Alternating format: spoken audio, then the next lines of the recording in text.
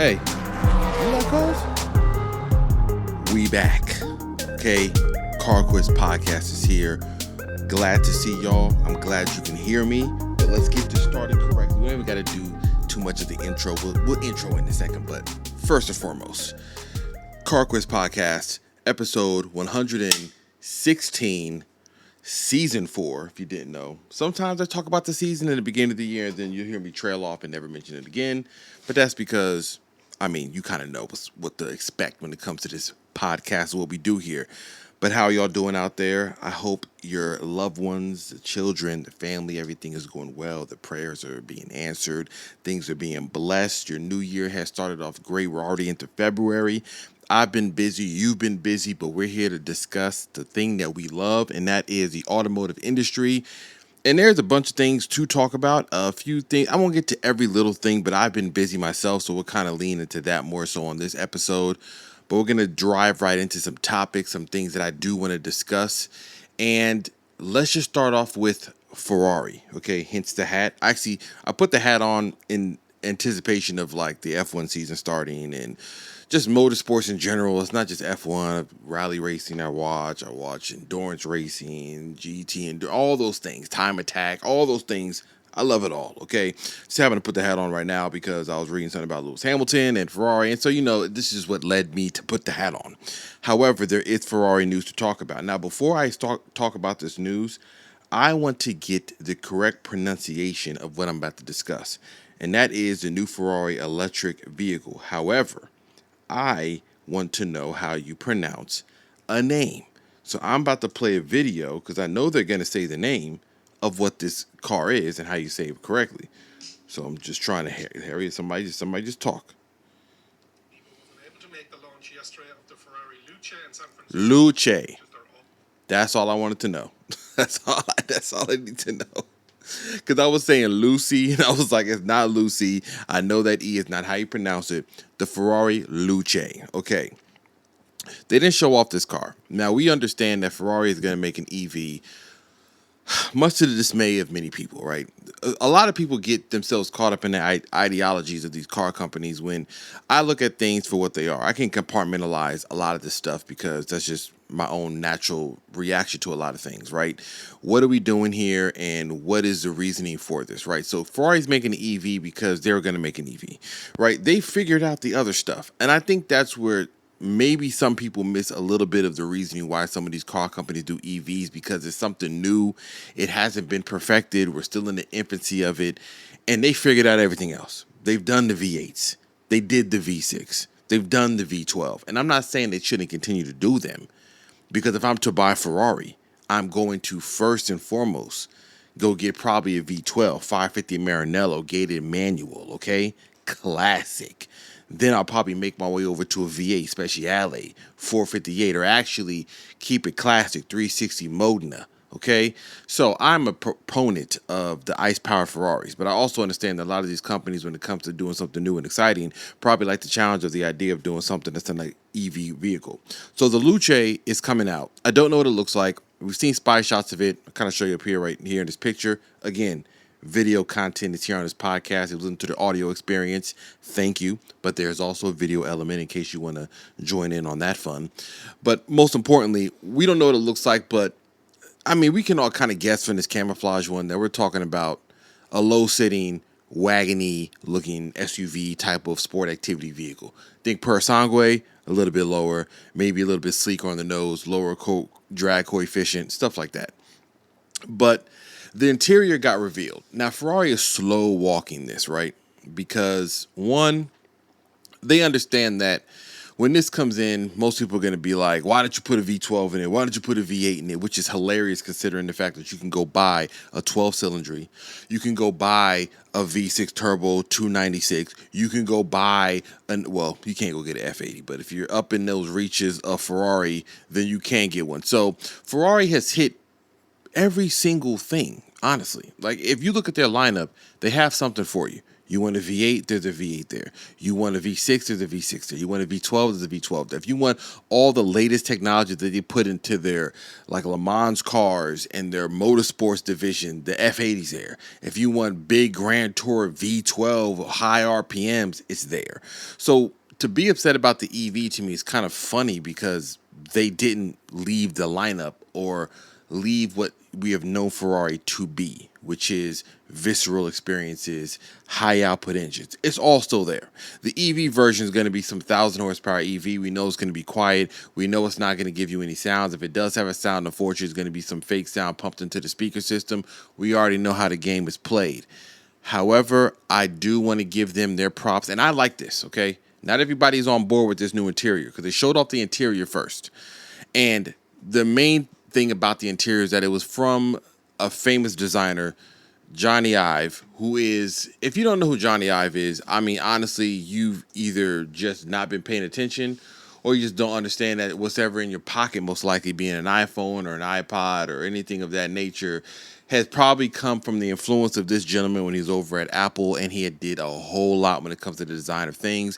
He was tapped with his company. He has a company called, and I don't remember the name of it, but he started a design company once he left from the reins of Apple called Love Form, which is basically a collective of designers and creatives that they had founded that come together and are probably commissioned for a variety of things that I just don't know about, but I knew about this one.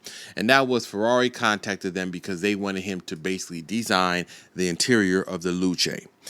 Now, here's where I enjoyed this interior. For all the things that we have complained about, me, myself included, have talked about screens on screens, hyper screens, dashboards, digital displays, tablet-sized screens slapped on the dashboard.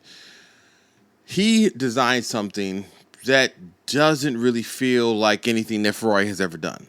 And I think that is a good thing. Now, some people don't like it. I read some comments of people saying, you got to be an idiot if you like this interior. And I'm like, well, I guess I'm an idiot, okay? And I guess I'm that person because I can get with this interior, especially considering the fact that we have complained about interiors being fairly stagnant. They've complained about Ferrari interiors not really feeling all that special, or they've all been looking similar across the range, whether it's an SF80 or if it's a 296. It's all kind of looked very familiar and it hasn't felt very special. I'm not saying this looks better than the interior that's in a 12-cylinder. What I'm talking about is the fact that it's something fresh and new. Though it is familiar because Johnny Ive and his team, all the elements you see here do feel Apple-ish because they did so much at Apple when it comes to the designing of things like iMacs and using brushed aluminum.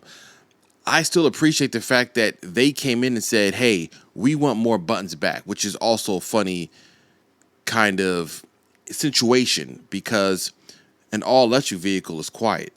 And I do like the fact that they put buttons inside, which add noise and tactical feel, which is interesting because the V12s and the V8s and the V6s got all the capacitive buttons that we've been asking them to take away and get back to buttons, but maybe this is the beginning of that. But I do like that, what's the right word? Dichotomy? I might be using the wrong word, but I do like that relationship. That's a better word. I like that relationship between EV, silence, and tactical feel buttons that are making noises and have feeling inside of the cabin. I feel like that brings in that experience whether you are driving it calmly or driving it at speed. It's cool. I like it. But anyways, back to the interior. There is no carbon fiber in this interior. I actually kind of applaud that, especially in this car. I'm not saying I don't want carbon fiber in my Ferrari if I have like a 296 Speciale or something like that. I appreciate that and understand the reasoning behind it. Lightweight. But in an EV, I think Ferrari's approach is appropriate because they're not approaching this like this is just an electric version of the same Ferrari you can go buy with a gas engine. Because I think that would make it more so a failure in the eyes of people who already own the gas-powered Ferraris. You got to make this a different experience. So if the interior is designed by the gentleman that has been doing iPhones and things of that nature that you're familiar with, those elements are present here. But the use of like aluminum on like the air vents. They showed a video of the guy turning the air vent and it was like had a noticeable or audible click sounding to the mechanism. There's no plastic. Everything you see that looks like piano black is glass. These materials sound familiar. If you remember like the iPhone 4, glass, brushed aluminum, that type of thing, you probably drop one too and realize how fragile they were. those are trying times. But back to the interior. The steering wheel I enjoy a lot. It is very simple. It reminds me of the classic interior, the classic steering wheels from Ferrari from years past. The paddle shifters are there. The dial for the changing of the sport modes that the EV is going to have is there. I just think it overall looks very clean. Now, the center display, which is still kind of like a tablet design, because if you look at it, I mean, it kind of look like an iPad if you pulled it off. I'm not going to say it doesn't. This man obviously has the design elements that are true to him, and they're going to kind of remain familiar because he put them on an extremely popular device. But in general, I like the fact that he added a handle at the bottom of it, and they said you can move the handle to kind of turn the screen orientated either to the passenger or to the driver. I know it's kind of maybe like a quirky, gimmicky type of thing, but that element of interaction, I think, is the reason why they push so hard into it, as opposed to everything just being behind touchscreens, capacitive buttons, because that's where we were leaning, and now companies are trying to come back around saying, hey, we need to have some type of interaction. We need to have a button. So I like this interior. I like the center screen and how it's shaped. I like the use of glass. I especially like the little theater that the key fob has, which if you put it in the center console to start the car, the key fob itself is the e-ink display, which goes from the yellow Ferrari badge you see. When you press it in, it goes to black like e-ink, basically like starting the car. All the gauges are behind. They're digital, but they're behind a glass kind of concave face that gives it the depth of like a clock or analog gauge. See, those details to me matter inside of this car because, listen, we already know there's going to be some apprehension to an electric Ferrari. So let's just make the experience inside something special or something different. This is what most do not do when it comes to making an EV version of a car that's already out. If they would have made an EV 296, they would have just kept the same interior, maybe put the E at the end. I appreciate the fact that they did not call it something E, like the E296. That would have been terrible. They gave it its own name, which does mean, Luce means something. I think it was like lightning or something of that nature when it calls to like power or something of that. I have the translation probably wrong, but that's what I remembered briefly when I was reading about it. But just in general, just as interior, I do like this. I am excited to see the car. I know I might be one of the few that care about an EV Ferrari. I just want to see what they're going to do. I already know what they can do when it comes to regular cars. Maranellos and Modenas and 360s and F80s and F50s and Enzos and LaFerraris. I know they can make a supercar like with the best of them. It's my favorite supercar brand. So I'm already on board with Ferrari. You don't got to convince me.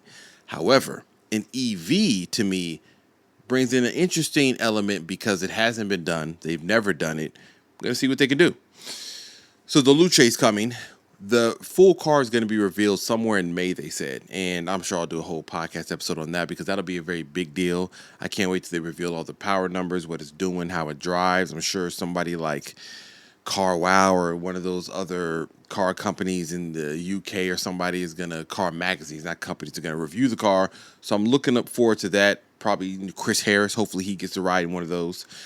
So the Luce is coming. The interior is designed by Johnny Ive. If you haven't known him, like I said, iPhone, Apple, you know it when you see it. But it still looks good, though. Getting on to some other news that's kind of funny, but I don't know if it's controversy. I feel like it's some controversy, but I don't think it should be because, honestly, I'm like, hey, if it is, it is. That deals with Genesis. So Genesis, a couple months ago, probably by now, time's flying. They showed off the Magma GT, which was this crazy-looking concept car, supercar, sports car. Everybody loved it. We were like, who made Genesis upset? These people are wilding. They're making some of the best-looking cars. Speaking of that, where's that G90 wingback or wing sport Turismo wagon? We need that Genesis. But the news came that the Magma GT is essentially a Corvette C8 with a new body. And everybody's like, yo, this is kind of crazy. They didn't bring out a brand new car. It was a Corvette. It was a C8. They just put a fresh body on it. And I'm like, hey, yo, that's not a bad idea. That's not a bad idea. I was kind of like, you know what? I'm not knocking that. Let's get back to the days when we had like Mitsubishi with their Eclipse and we had Eagle Talons and we had Pontiacs and other cars that look basically like the car you knew was before, but rebadged or rebodied or things like that nature. I don't think it's a bad idea to use something like that to express a certain concept. I don't know if Genesis would ever be doing anything with GM to warrant them to be using the chassis of a C8 with a new body on it. I highly doubt that they're going to agree to that. But I do think that using that as a concept moving forward does make sense because it brings the cost down of the initial idea, probably to see what the customers are going to say. What is the public going to say to it? Are we going to get a good response to the idea of having our own type of supercar, super sports car in the lineup? So I'm thinking they probably did. I don't know if there's any confirmation of it. I was looking at videos of it and I was like, it's looking kind of familiar. People are like, yo, the rear quarter panel, the tires are the same as the C8, where the radiator is the same as the C8. I'm like, hey, it's looking kind of like it's a C8, but I don't think that's a bad idea. I don't think it's a problem. I kind of think like, hey, if it gets you out the door to show people what you're working on or what you're doing, they do have motors and engines they can stick inside of this, plenty of them. If you ask me, I wouldn't be surprised if they brought this out and it was an EV just for the nature of ease of packaging, ease of development. Like I said, to make a very good motor for a sports car or a supercar is not easy. Not an easy task. Genesis has never done anything like that.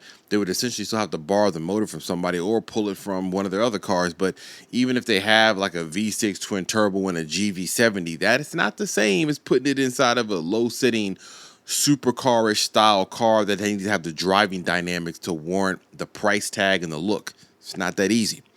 So the Magma GT may just very well be a Corvette C8 under the skin, but it still looks dope. Now, get back into GM, actually. GM was talking about a fix that they have for their 6.2 liter V8s, which have been on a recall. If you haven't been paying attention, the automotive industry as a whole has been dealing with recalls that are just not good for the overall brands that are involved, not good for the overall longevity of the consumer, definitely not good for the buyers on our end when we're trying to get something that can last. So they've come out with a fix, they said, for the V8 that is coming out in a new service bulletin. But I wanted to highlight something that I've talked about myself when it comes to my own car, like the GR Corolla, the Toyota Sienna I have, or now the Land Cruiser, is the oil. So during this bulletin of what they fixed when it comes to the manufacturing, they said that they have fixed the problem. There are no more problems. I don't know if they're guaranteeing it, but they're talking very guarantee-ish, very confident that they have fixed the problem. And the reason why they are blowing up, one of the culprits is the fact they changed the oil. So the oil used to be a 0W20. Now it is a 0W40. And one of the issues that they were talking about in the article is that this change in oil also means that it's an increase to the consumer. So the consumer is paying a certain amount per quart for 0W20. If you know anything about oil, 0W40 is a much higher weight. So it's going to be, well, not higher weight, it's a higher viscosity, but it's viscosity. So it's going to cost more money. And so the more money is what they didn't want to have to put onto the consumer, but it is what it is. But the reason why I'm mentioning any of this is to talk about something about oil in general. So I'm going to use a GR Corolla for that example because we have been down this path many, many times. When the GR Corolla came out, they used the same 0W20 oil. There are very good opinions, but backed by evidence for this car in particular when it comes to benefiting from a thicker, higher grade oil, like a 0W30, a 5W30.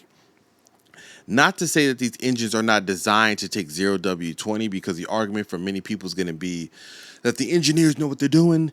They already made it to have the tolerances. You can't change it. However, there is something that is happening with these recalls of these engines that some people are saying the oils being so thin for the sake of miles per gallon and to appease the EPA or whatever regulators want to make sure these manufacturers are playing to the tune that they're playing, are leaning themselves into an area where they have these very thin oils in order to make it to get, I don't know, an extra mile per gallon. There's some truth to that matter. And there's also truth to the fact that they're engineered to use these oils. But on the other end of this spectrum is truth to the idea that the thinner oils and the longer run times and the towing and the use of the engine doesn't bode well for the longevity of the car, especially considering the fact that as a whole in most major cities, you're probably commuting a fair amount of distance from where you live to where you work. And then if you're talking about a big trucks and V8s and things towing and stuff, the use and the power that it needs to pull weight or pull an RV or a boat is not helping that the oil is thinner. So in the GR Corolla, our cars run high boost, high RPM. They get hot, they can heat soak. If you want to run them for real, there are people out there saying you want to change the oil. It'll benefit the engine. It'll benefit you running it. That's what I've done. I've changed my oil. I've run a 5W30. There is no difference in how it runs. Now, could you argue later on down the line, could I have done some irreversible damage to the tolerances of the main bearings? Maybe. But when you see a manufacturer like this say, hey, we were running 0W20 and now we're running 40, it's to tell you that there is some truth now coming out to the idea that, yeah, the thinner oils aren't necessarily helping the longevity. I'm not saying that you can't run a thinner oil, but the thinner oil's purpose is to put less, let's say, strain on the engine in the sense of it being a little bit more efficient. But if I was to ask you something, like if you're listening to this podcast, you're like, what would you rather have? If manufacturers came to you and said, hey, we're going to design this engine, we're going to make it last 300,000 miles easy, just straight oil changes, but it's only going to get 24 miles to the gallon. However, we could increase that to 29 miles per gallon if you use a thinner oil. However, it will not last 300,000. It will probably make it to 150. Which one are you taking? You taking the 150 for 5 miles per gallon? Or are we taking the 300 losing 5 miles per gallon? That's the question you should ask yourself, because I know where I'm going. Give me the 300. Okay, I'm trying to ride till the wheels fall off. And most people, I think, would, because when they're thinking about a car, even if they decide to sell it at 100,000, the value and the resale value of it goes up much higher, because everybody knows, hey, them cars is bulletproof. They last forever. Hence why folks love old Toyotas, the old GMs, the old Ford engines that were kind of overbuilt or built in a time when gas prices weren't crazy or economy wasn't in a constant inflation. Just certain things were kind of better when it came to an economic standpoint. So they are building them to just be efficient and last long. I remember when gas was 99 cents when my parents were filling up. I remember seeing 99 cents up there to get gas. I was like, man, it's mad cheap. I can't wait till I drive. Lo and behold, as a millennial, we get introduced to a world where everything costs dos muchos. Too much, okay? So, GM said they fixed it, but just to put that out there, if you got a car, if you have a car that's using like 0W20, you kind of want to research it. I'm not saying every car, please. Do not think I'm saying every single car. Research what I'm talking about, but there's truth to this matter, and seeing GM change that kind of adds into that idea and that theory. I don't know if anybody's actually broken it down with a high mileage vehicle that was running a thinner oil, but sooner or later, we're going to get down to the idea of what this was actually doing as a whole. However, I don't got the answers right now, but what I do have is some new car news. This was new news we were doing now, but we got a new car. As of this today, I kind of timed this perfectly. I was supposed to record this about 2 days ago, but I wasn't waiting for this. I just happened to be sitting around writing notes on the podcast. I was eating some pizza, and I was like, oh, snap, today is the day. And what that day is Toyota was announcing a brand new vehicle. So Toyota's been teasing. You know how Toyota gets down. Master the tease. They showed off the taillights. I've said this plenty of times.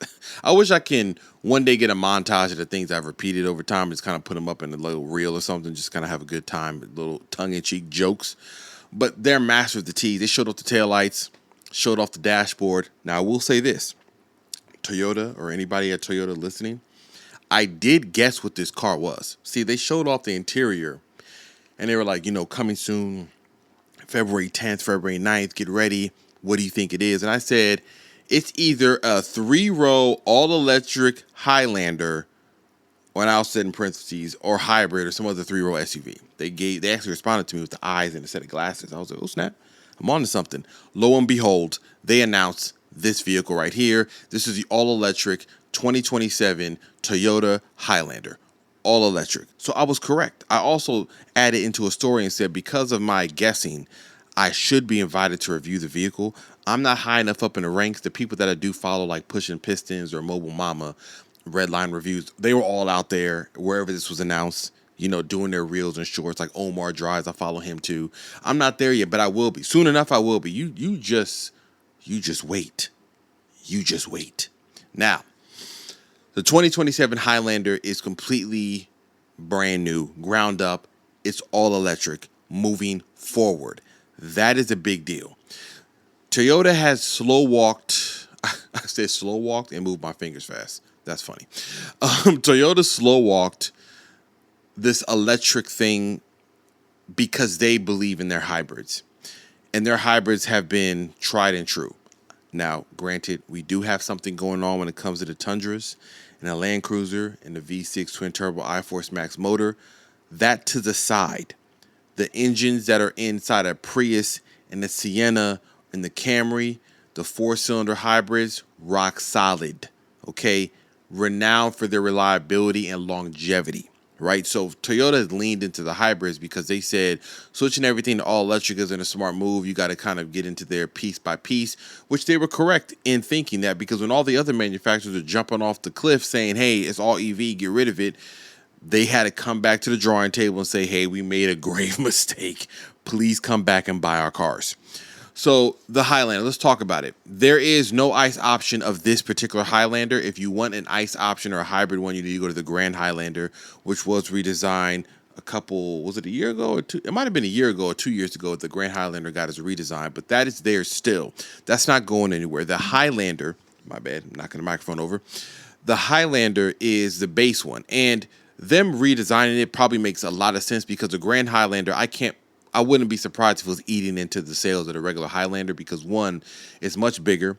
Most of the families that are looking into Highlanders want a larger one, and they wanted the Grand Highlander. And the standard Highlander was already an older design, so it's kind of hard to sell the old design next to the new one unless you prefer that look. So this one, being all electric, introduces a whole nother wave. And I think it makes sense that Toyota approached it this way because the risk of being all electric means you are going to alienate some people who are not ready to make that jump or who don't want to make the jump at all. But you have the Grand Highlander sitting over there in the wings in order for them to go into that if they choose that the regular Highlander and all electric is not for them. So let's discuss what it has. We got a 3-row SUV electric. It looks like this. The design you've already seen is Toyota's Hammerhead design, which this one looks cleaner than like the BZ vehicles, though it has elements of that. Very hammerheadish, very aggressive, sharp cut lines. That's what I said. All the design now is very origami. Sharp lines, sharp edges. I don't think it looks bad. I don't think it looks so distinctive. That may have been the push that Toyota wanted because they wanted to blend into normal traffic or blend in next to the idea of a regular Grand Highlander or whatever else is in their lineup, like the Prius or the Camry or things of that nature. They wanted to, or the upcoming RAV4, they wanted to kind of blend in. If you put it next to all those vehicles in the design language and the family all start looking the same, or they start looking familiar where you can understand where it got pulled from. So Hammerhead style design, up to 7 passenger seating, though I will say it can fit 8 because in one of the trims, the XLE, there was mention of a bench seat option. So if you put a bench seat in the middle without captain's chairs, there's 3 across the front, 2 in the front, 2 in the back. That's 8 passengers. Wait, I'm tripping. That's still 7 passengers. Yo, this is what you get for recording a podcast late at night. Because I added that up in my head and I was like, it's 8 passengers. And I'm like, 2. My bad. Okay. I'm keeping that in. That's real time. So it's 7 passengers. Okay. 7 passengers. And the chief designer had, they always have a mission and they want to talk about a certain statement. So I want to mention what they said about the design. He said, our design mission was to create a new Highlander that pursued the robust proportions of an SUV while also capturing the sophisticated high-tech aspects of all-electric performance. I love when they just get like when they get like the intern or somebody to write out these sentences because nobody off the top of their head is just talking like this. This is clearly written out. That was from chief designer Masayuki Yamada, if I'm saying his name right. He also continued. He said, to accomplish that goal, we designed a model that balanced aerodynamics, interior space, capability, so it is equally suited for elegant urban or outdoor enthusiast lifestyles. Basically saying, we made another SUV. but I do like the fact that they're thinking about other lifestyles. It being an urban, everyday commuter, maybe going to the outdoors. Now, they did not speak about its capabilities from an outdoor standpoint, but there are multiple trims. So let's just get to the trims real quick so you can understand what we have. There's going to be an XLE in Limited. There is no XSE, which I'm actually surprised because Toyota is really good at doing that every time. And there is no Platinum trim. I'm assuming they're leaving the Platinum trims for like the Grand Highlander. And there is no XSE trim. There is no like sporty one. Maybe probably down the line they would probably bring in something like maybe, I don't know, a GR Sport one. I know that probably would dilute the GR brand to some people, but don't put it past them to do an EV version of a GR Sport Highlander because I don't see it that far-fetched. So in these trims, the XLE can be in front-wheel drive or all-wheel drive. The Limited is only all-wheel drive. It's all electric. It's all battery, but the batteries are separated amongst the trims. If you get an XLE that's front-wheel drive, it's a 77 kilowatt-hour battery that has up to 287 miles of range, of total range. If you get an XLE all-wheel drive with the same battery, that mileage drops down. You lose some mileage to 270 miles.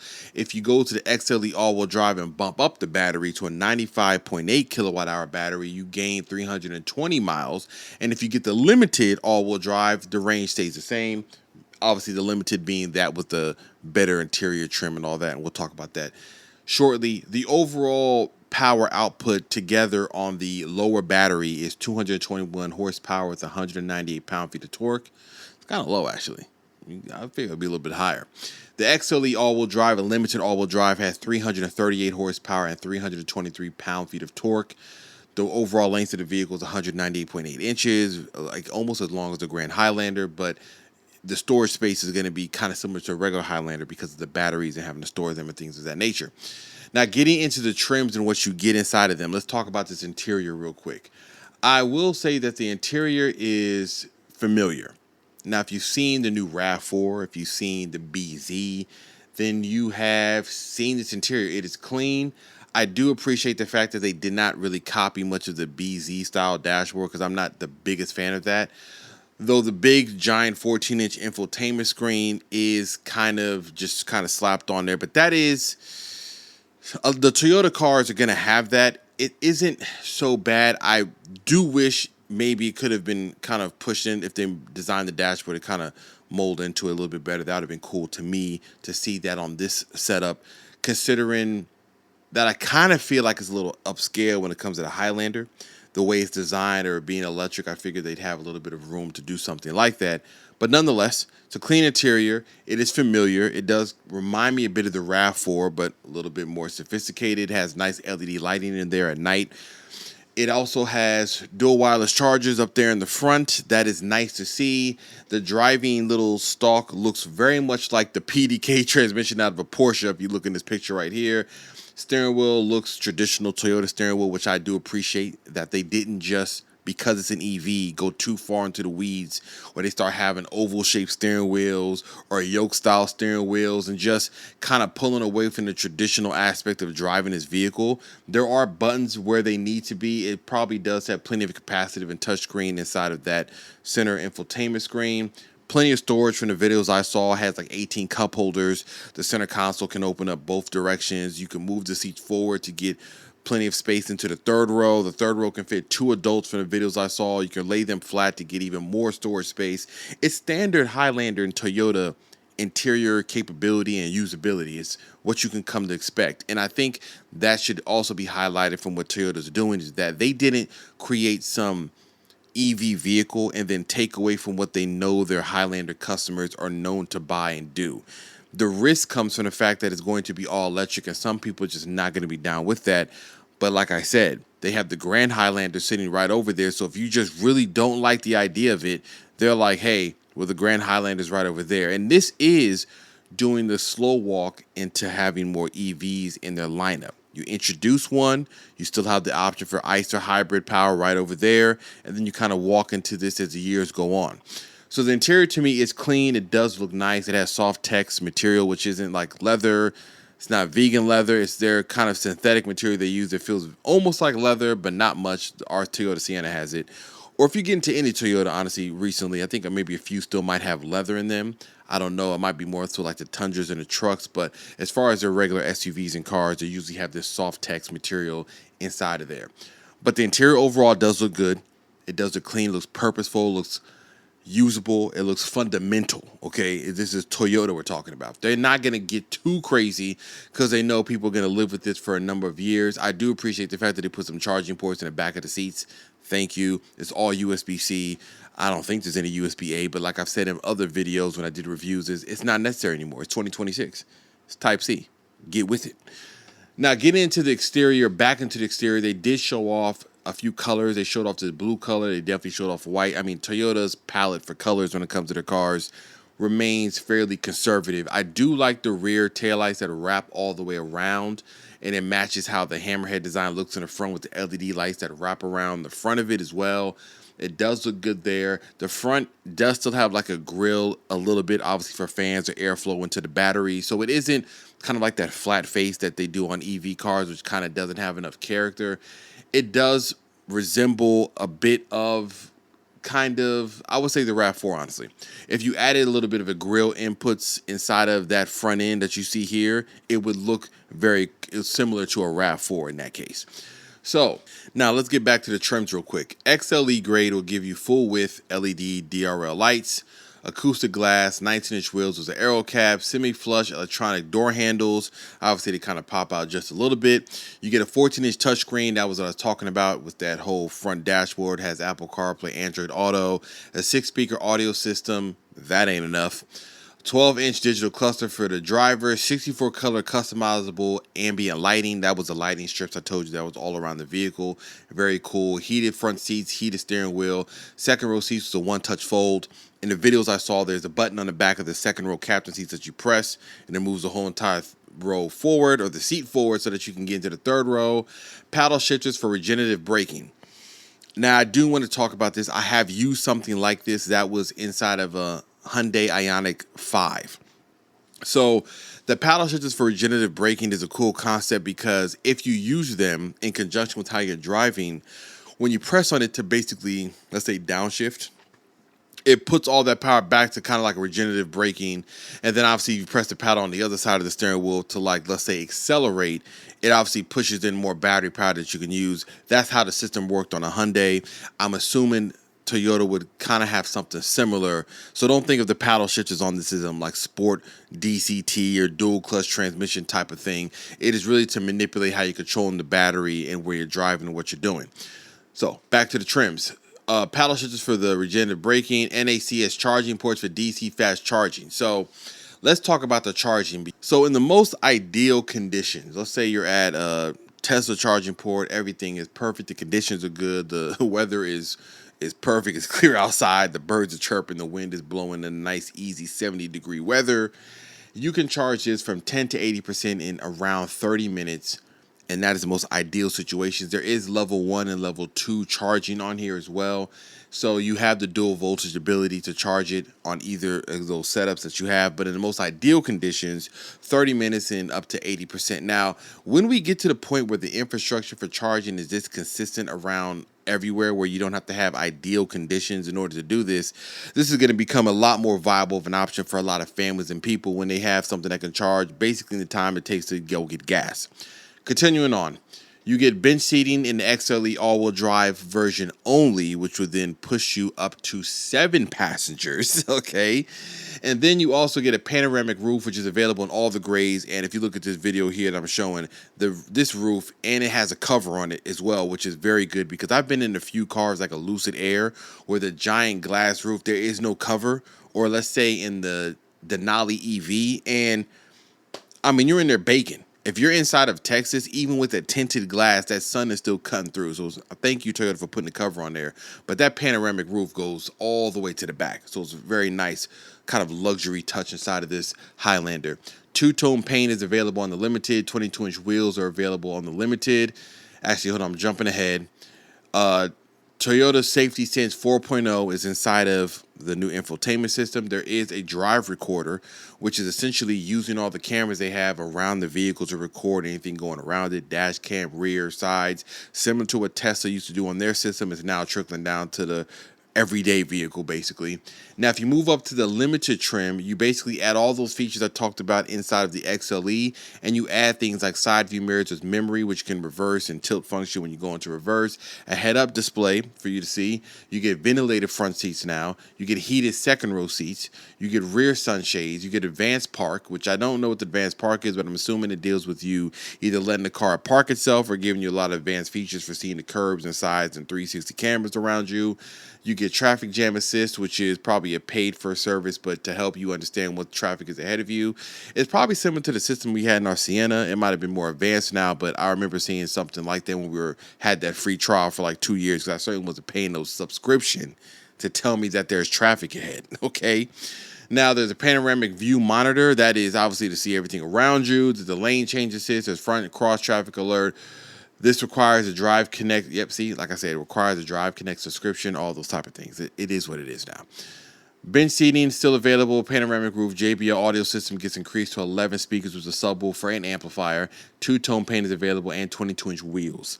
So the nice thing is they didn't complicate the trim levels with multiple, like, even though it would have been cool to see a sporty XSE version or see what they could have added to a platinum trim, XLE and Limited are basically where everybody's most of the time resting their purchasing. And so they're just going to keep it that way. Now, speaking of purchasing, they did not talk about the price. The price, this is coming out sometime later in 2026 as a 27 model. It will be built in Kentucky, so they will be available very quickly when they start coming out.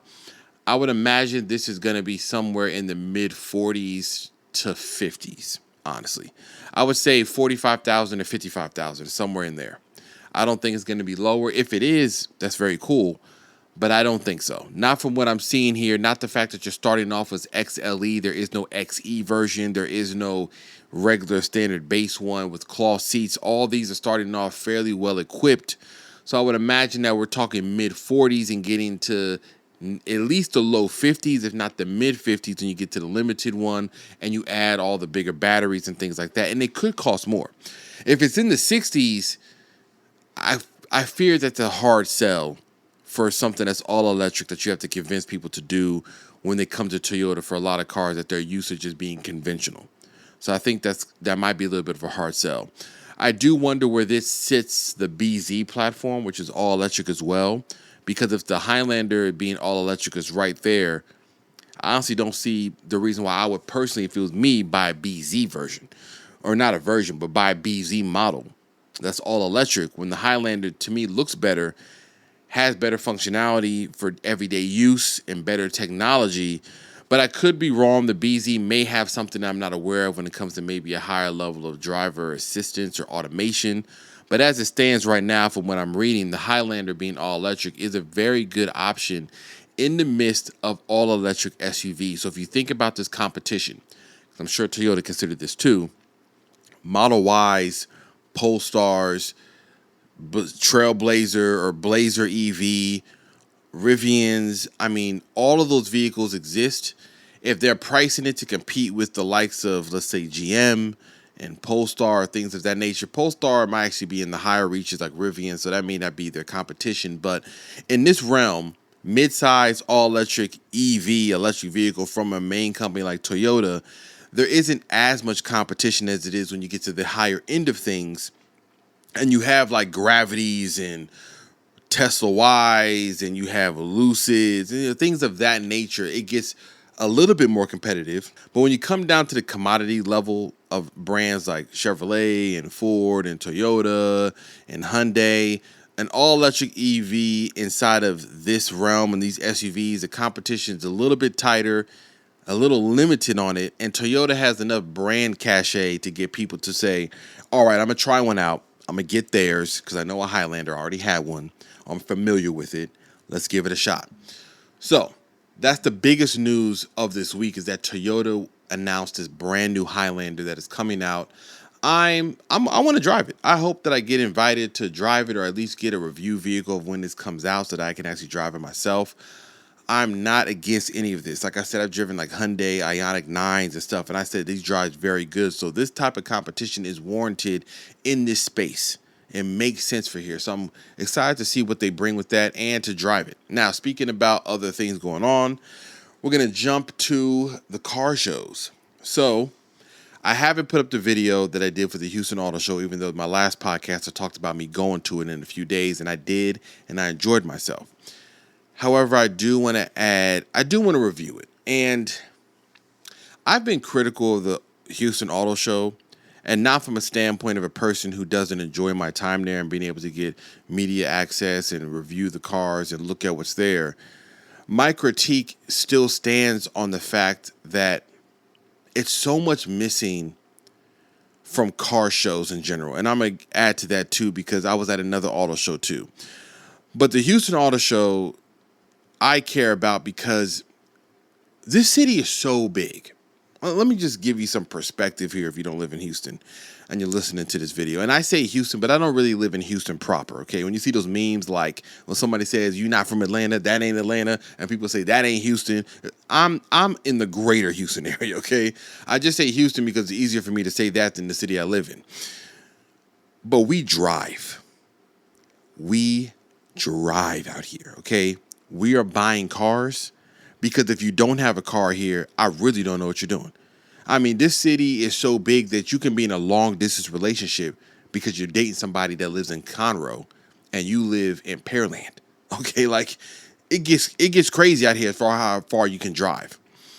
And so when I think about that in the city and the population and the amount of people that are moving here from other states and the population growth in many areas like Katy or Spring or things of that nature, or like the Magnolia area or up in Pinehurst or Cypress and all those things down 99, I think about the amount of cars that are being purchased. I think about the size of these dealerships that I drive by all the time. I'm thinking about the renovation that a lot of these dealerships are doing when they're increasing the size and the footprint of them because the sales are getting bigger.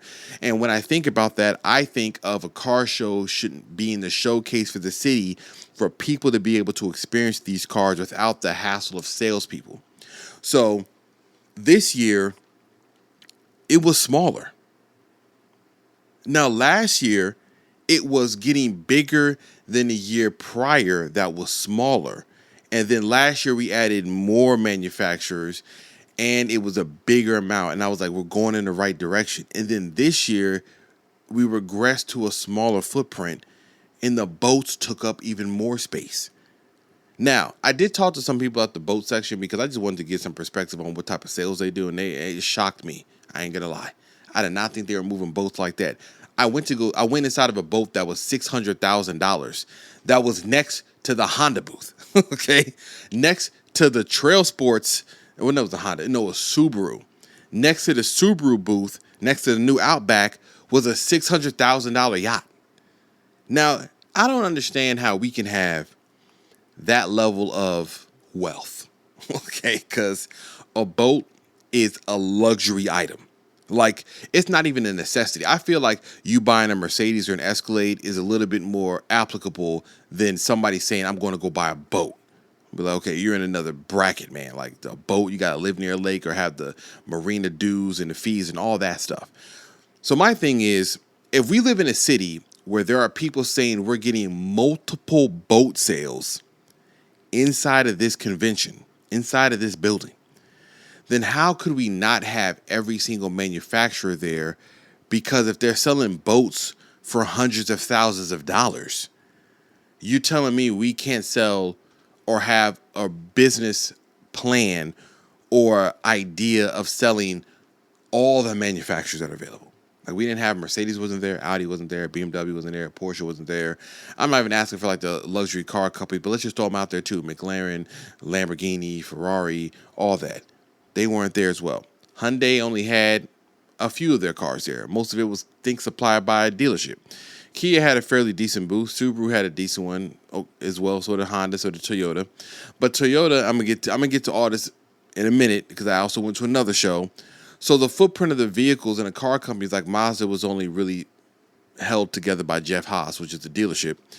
So all the car manufacturers there aren't all there. It's a good footprint of them, but to me, it's still not enough. And it's not enough because the city is so big and we buy so many cars. If I go over to Catalina Coffee on a random Sunday, and I sometimes want to invite some of the people that actually have to bid for these manufacturers to actually come to the city to do a car show or put their booth there. I almost want to invite them to say, how about you come hang out at the Coffee and Cars event the first week of every Saturday of every month? Why don't you come hang out at Catalina and see what drives through here and see the money people are spending on cars? How about you just go hang out over in the suburban areas and see what's around there? Go hang out at the dealerships and see what's around there. I feel like the manufacturers themselves should be using Houston as like a grade A display place for their cars. That's just my opinion. Now, I say all this because I'm not done yet. I also flew to the Chicago Auto Show. Now, thank you I'm thanking the organization MAMA, Midwest Automotive Media Association, for letting me join them, which is hence why I was able to go to the Chicago Auto Show and go to this little media event they do before the Chicago Auto Show. And I haven't been to the Chicago Auto Show since I was a child because my mother took me there for the very first time. The Chicago Auto Show is vastly better than the one in Houston. I mean, it's kind of shocking. And I'm of the impression thinking that a cold winter, because it was freezing up in Chicago, I'm thinking that if we live in a climate which is mostly mild all the time, I'm like, it's even easier to do a car show here. Them in the middle of the winter, their setup way better than Houston. And I'm going to tell you why. The Chicago Auto Show, just walking in, this is actually even more shocking to me. The Toyota booth was multiple times better than the one we have in Houston, and their headquarters is in Plano. You can't tell, I just don't understand. How are we the host city for the headquarters for Toyota, and our car show in Houston does not get the best booth? I need to understand how this is possible. I need to understand how this is possible when this city has Toyota dealerships on top of each other. There are Toyota dealerships everywhere. There are Toyotas everywhere. I mean, everywhere. So, much to my surprise, I walked to the Chicago Auto Show and noticed that the Toyota booth is laced. I'm talking, they got the cars from the SEMA show at their booth. They have a whole GR stand.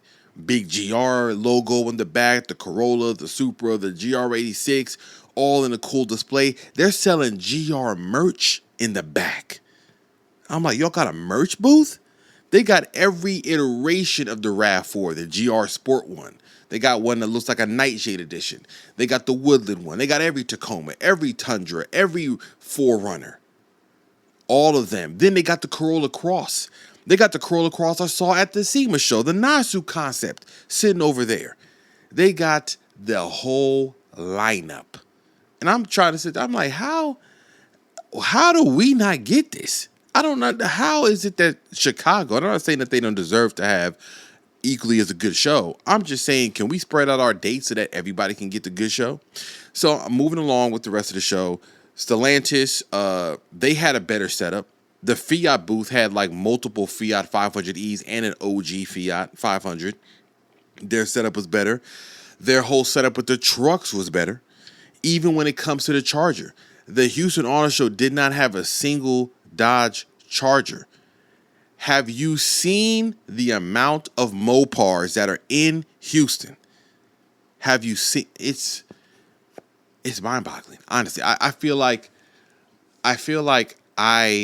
you know what, let me say something. I don't understand the logistics of making a car show, and I know that this is an incredibly hard amount of work. So we're talking from armchair coaching here. I would definitely love to be on the team to see if I can enact some type of change in that, or at least do like a side project where it's like send me to all the car shows in America, because that's what I plan to do on my own. I'm gonna start recording and showing what's going on here, and then I want to do some research on my own to show like the population of this city, the growth, how many car sales we have. I'm gonna find all this information and kind of piece together some idea of like, hey, why is it that we don't get something of this nature, and why can't we, right?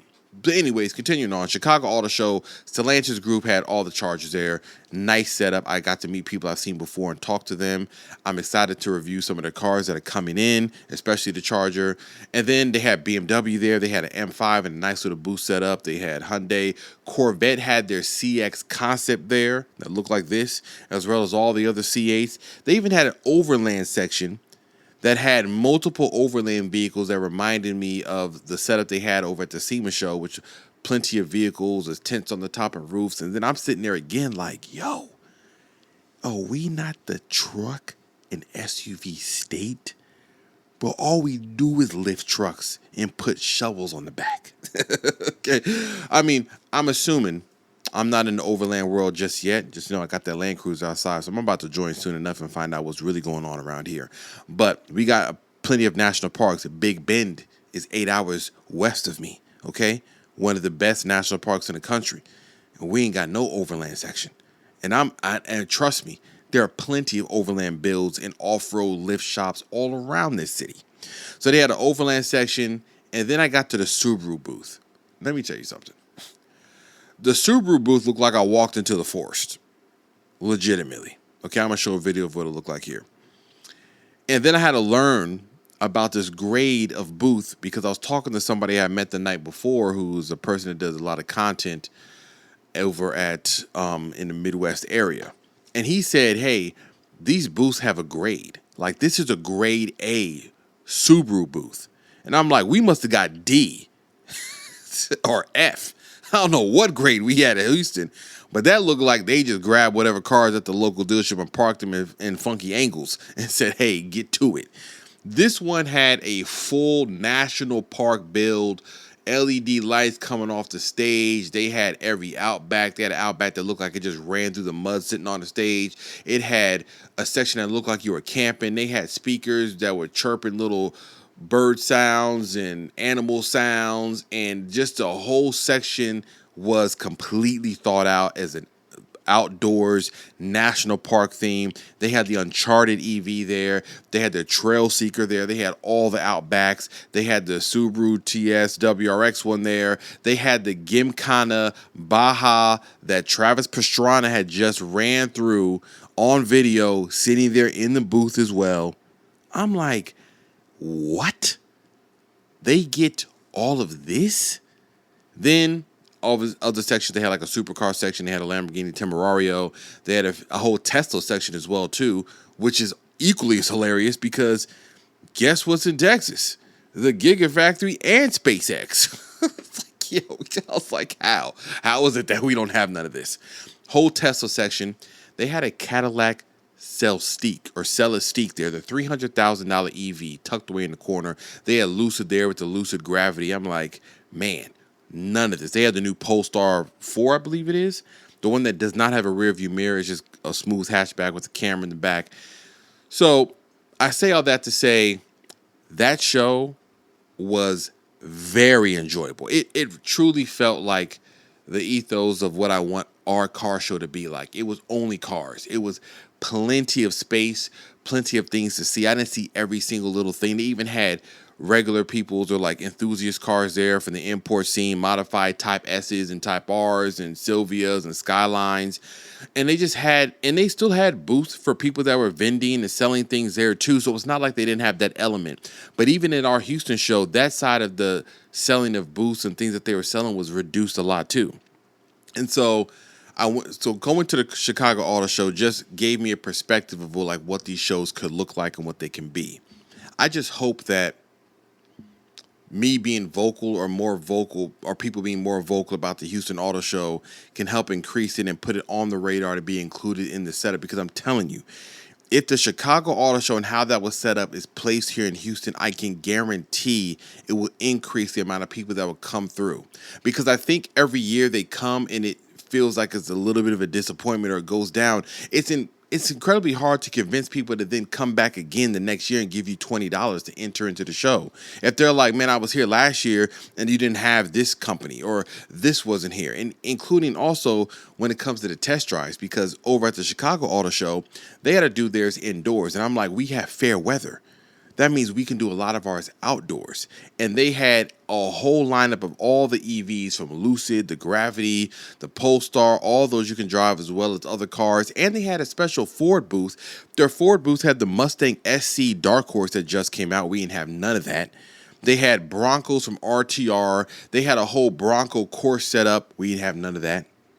I'm telling you, their show is top notch. And I appreciated being able to go there, to shoot a video on it, to shoot a bunch of shorts on it, and to get kind of like a look into what they were doing. I just hope one day the Houston Auto Show can move into that direction.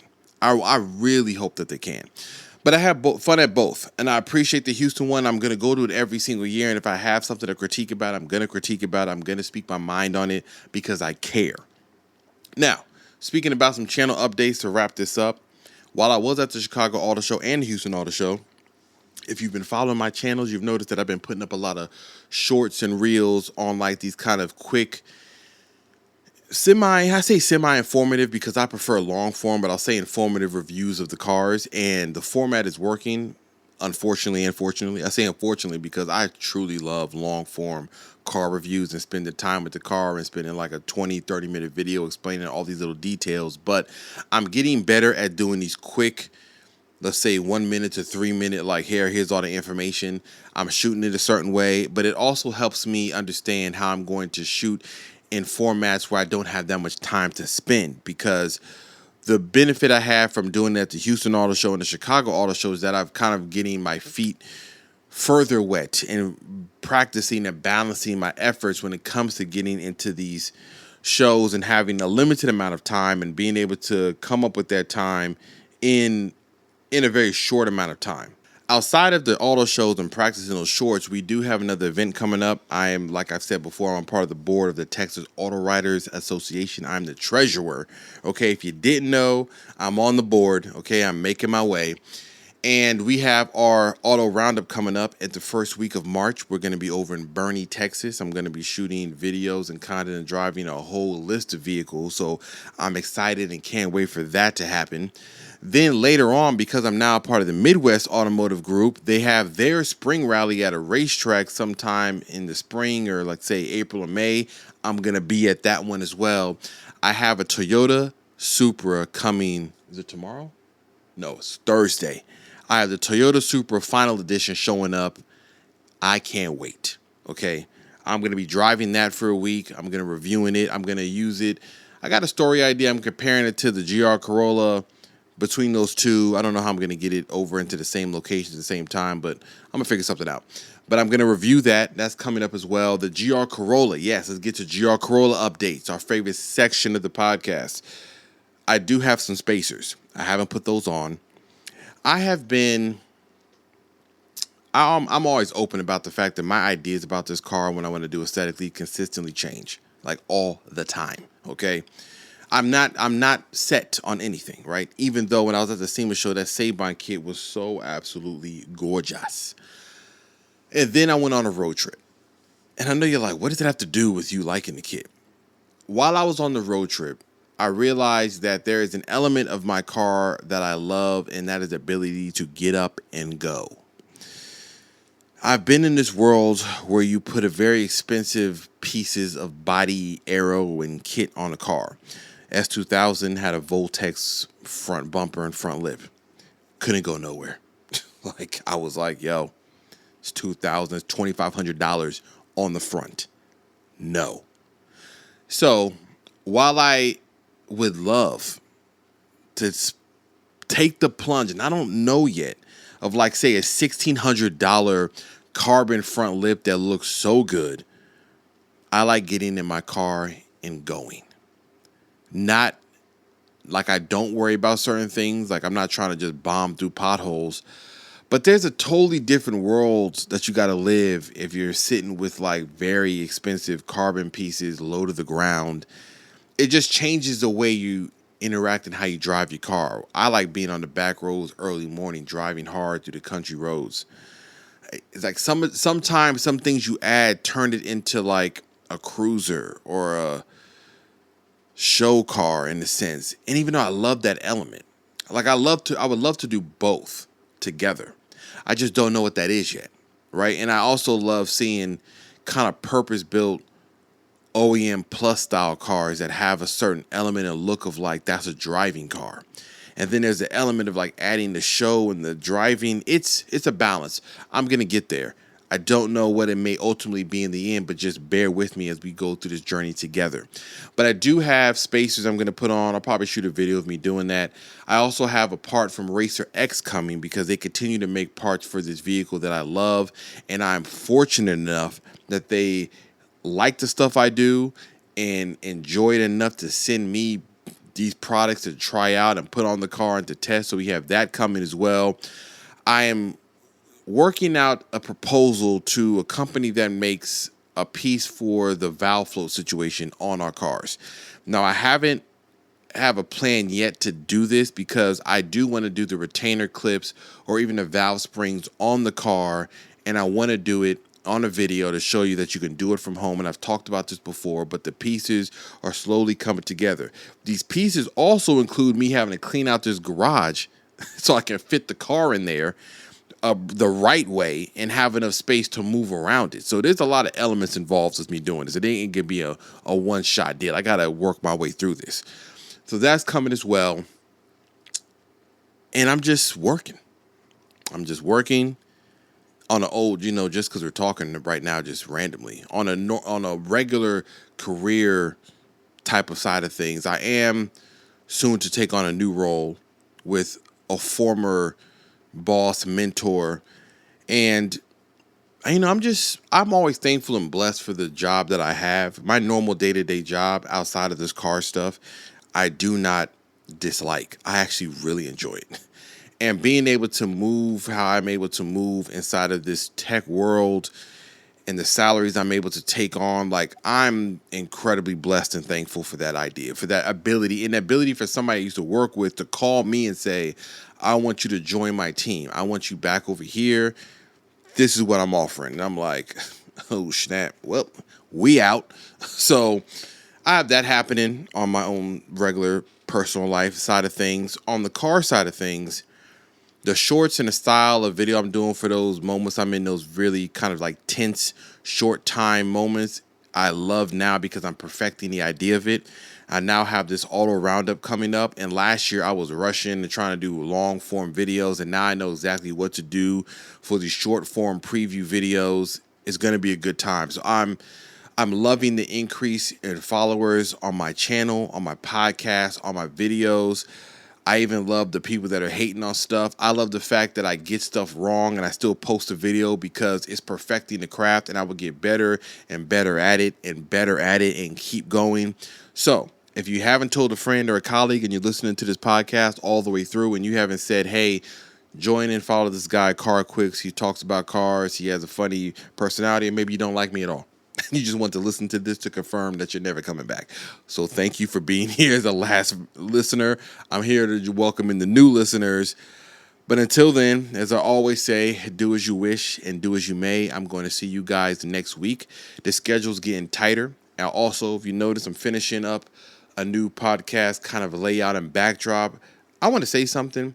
Shout out to anybody who has rebuilt their podcast setup, because let me tell you, it is way more work and effort than you realize, because if you're living life normally and editing and doing this and going to car events and shows, it's like to set this back up the right way. I mean, it's going to take time. Hopefully by the next episode, you guys will see the fruition of my labor, the fruits of my labor. You will see kind of setup. It's a cool little thing I have going on. It's nothing. I don't want to hype it up too much and people think like it's going to be some super wow factor. That shelf you see behind me with all the cool things I have in there will remain, but I'll have something else on the wall as well too. Until then, tell a friend to tell a friend. Thank you for joining another episode of the CarQuicks Podcast. I will see you soon. Take care of yourself. Drive safe. I'll see you around. Peace.